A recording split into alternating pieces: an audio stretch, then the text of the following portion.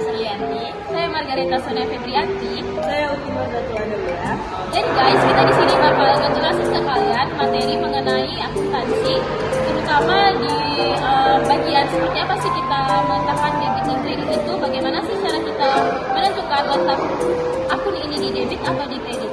Kita simak penjelasan dari kami ya. Check it out.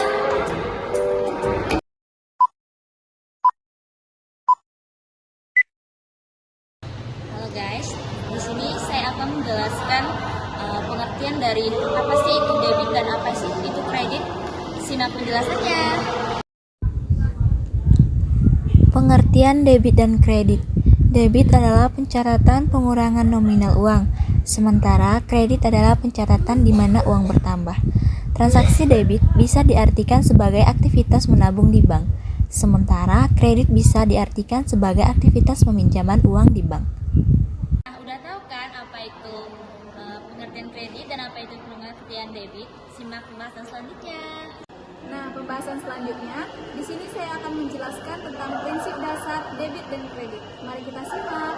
Nama saya Puja Esther Gloria Silalahi. Di sini saya akan menjelaskan tentang prinsip dasar akuntansi.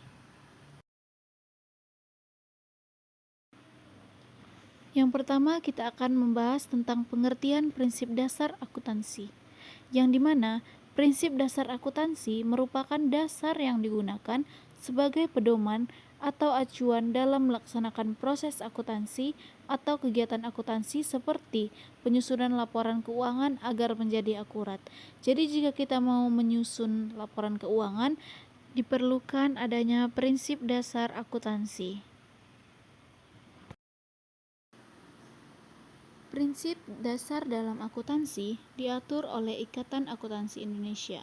Ini merupakan sebuah lembaga atau badan yang mengatur mengenai peraturan serta kebijakan akuntansi yang berlaku di Indonesia.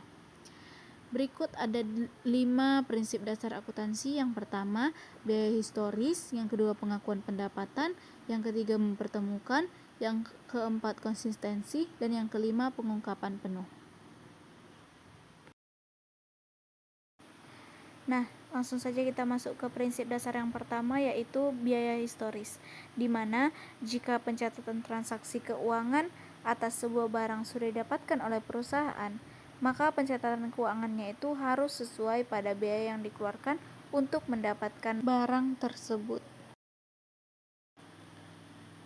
Yang kedua yaitu pengakuan pendapatan, artinya prinsip ini menyatakan bahwa pendapatan dari hasil usaha dicatat dengan jumlah yang sebenar-benarnya sesuai dengan waktu yang ditentukan, dengan menggunakan jumlah kas untuk mengukur pendapatan yang diperoleh atas transaksi keuangan atau bisnis. Prinsip yang ketiga yaitu mempertemukan. Artinya, prinsip ini mempertemukan antara jumlah biaya atau beban yang dikeluarkan oleh perusahaan sama dengan pendapatan yang didapatkan oleh perusahaan. Sama halnya ketika pendapatan dan beban diperbandingkan dalam suatu periode akuntansi. Selanjutnya, prinsip yang keempat yaitu konsistensi, di mana setiap perusahaan atau lembaga disarankan untuk membuat laporan keuangan setiap periode dengan metode yang sama atau konsisten. Nah, untuk prinsip yang terakhir itu ada pengungkapan penuh. Jadi, di dalam suatu laporan keuangan haruslah menyajikan informasi yang relevan. Nah, tadi kita sudah membahas tentang prinsip dasar debit dan kredit. Selanjutnya, kita akan mengetahui apa saja sih akun yang ada dalam debit dan kredit. Nah guys, di sini saya akan menjelaskan akun apa aja sih yang ada di debit dan akun apa aja sih yang ada di kredit. Simak penjelasannya ya. Jadi di sini saya akan menjelaskan akun apa saja yang ada di debit dan akun apa saja yang ada di kredit. Yang pertama, akun yang ada di debit. Di debit ada aset dan beban. Aset adalah harta atau kekayaan milik pribadi atau perusahaan. Aset sendiri meliputi beberapa akun, yaitu ini dia, ada kas, piutang, peralatan, perlengkapan, gedung, sewa dibayar di muka, dan lainnya. Lalu beban. Beban adalah pengeluaran atau konsumsi aset yang bisa juga disebut sebagai pengurangan dari pendapatan. Lalu ada di akun yang kredit itu ada utang. Utang adalah jumlah uang yang dipinjam oleh seseorang atau perusahaan dari pihak lain.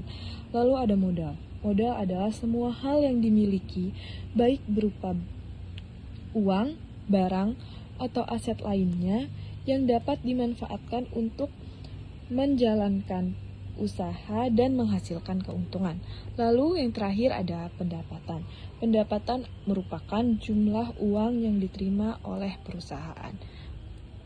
Nah guys, setelah tadi kita mendengarkan penjelasan mengenai pengertian debit dan kredit, prinsip dasar debit dan kredit, dan akun-akun yang ada di debit dan kredit, sekarang saya akan menjelaskan mengenai seperti apa sih cara menentukan debit dan kredit itu. Mari dengarkan penjelasannya. Halo guys, seperti yang sudah dijelaskan sebelumnya, di sini saya akan menjelaskan seperti apa sih dan bagaimana cara kita bisa menentukan akun debit dan kredit. Kita langsung saja masuk ke penjelasannya. Di tabel ini ada kolom akun, penambahan dan pengurangan. Nah, teman-teman, sebenarnya untuk menentukan bagaimana sih cara meletakkan akun itu di debit atau di kredit itu sangat mudah. Yang pertama, misalnya akun harta. Jika akun harta ini bertambah, maka kita bisa meletakkannya di debit. Sedangkan jika akun harta ini berkurang, maka kita meletakkannya di kredit.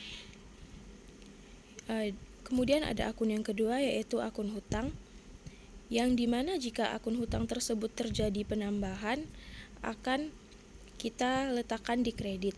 Sedangkan jika akun utang itu berkurang, maka kita bisa meletakkannya di debit. Sama seperti akun utang, akun modal juga, jika terjadi penambahan, kita bisa meletakkannya di kredit, dan jika terjadi pengurangan, kita bisa meletakkannya di debit. Masih sama seperti akun utang dan modal, akun pendapatan juga, jika terjadi penambahan, kita bisa meletakkannya di kredit. Sedangkan jika terjadi pengurangan, kita bisa meletakkannya di akun debit. Dan yang terakhir, untuk akun beban, jika beban itu terjadi penambahan, maka kita bisa meletakkannya di debit sama seperti akun harta.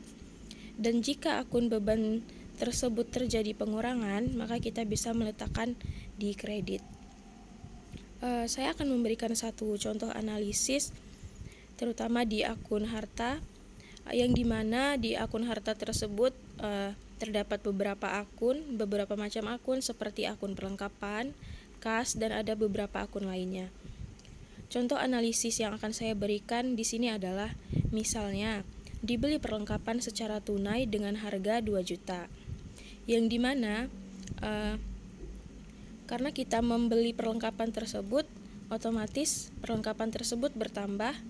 Nah, untuk itu, karena perlengkapannya bertambah, kita bisa meletakkannya di debit. Dan kemudian untuk akun kas tersebut kan berisi uang-uang dari perusahaan yang kita miliki. Uang kas yang kita miliki. Nah, karena uang kas tersebut dipakai untuk membeli perlengkapan secara tunai, otomatis uang kasnya berkurang. Untuk itu, kas bisa kita letakkan di kredit.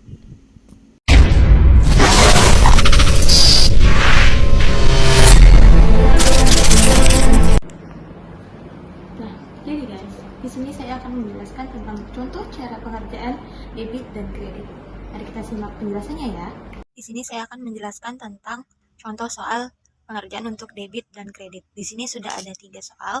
Yang pertama, pada tanggal 1 November Agan deposit sebesar 25.000 di bank dengan nama Tampanism. Yang artinya, uang si Tampanism atau perusahaan nambah 25.000. Tapi si Agan uangnya berkurang.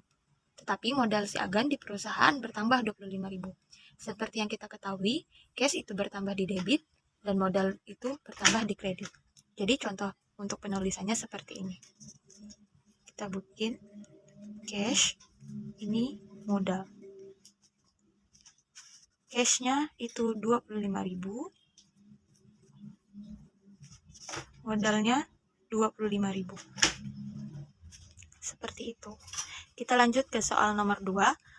Pada tanggal 5 November, Tampanism membeli tanah seharga 20.000 dengan uang tunai. Jadi kesimpulannya di sini kita mendapatkan tanah sebesar 20.000 dan cash kita berkurang. Jadi penulisannya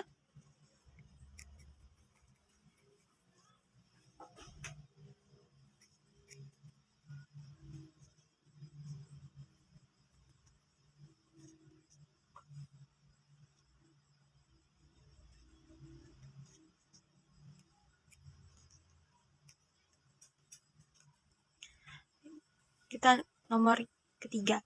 Pada tanggal 10 November, Tambanism membeli perlengkapan 1.350 dan akan dibayar kemudian. Perlengkapan kita bertambah atau harta yang pasti di debit dan hutang kita bertambah. Bertambah juga untuk hutang itu bertambah di kredit. Jadi untuk penulisannya adalah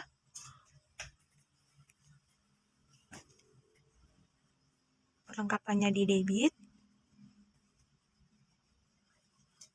dan hutangnya atau utang itu di kredit. Oke, sekian penjelasan dari saya. Terima kasih. Nah guys, tadi kita sudah mendengarkan dan kami sudah menjelaskan materi akuntansi mengenai debit dan kredit. Sampai jumpa di video kami selanjutnya. See you!